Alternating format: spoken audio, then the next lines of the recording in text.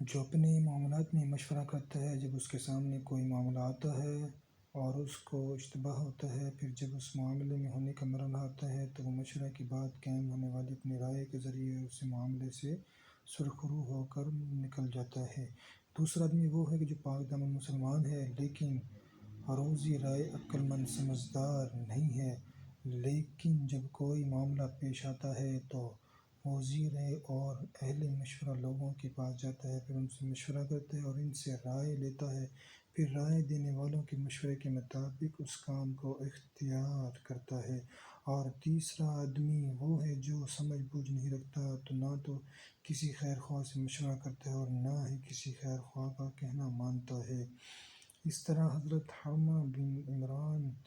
اپنے بعض مشائخ سے نقل کرتے ہیں، حضرت عمر بن عاص رضی اللہ تعالیٰ نے ارشاد فرمایا، لوگ تین طرح کے ہوتے ہیں۔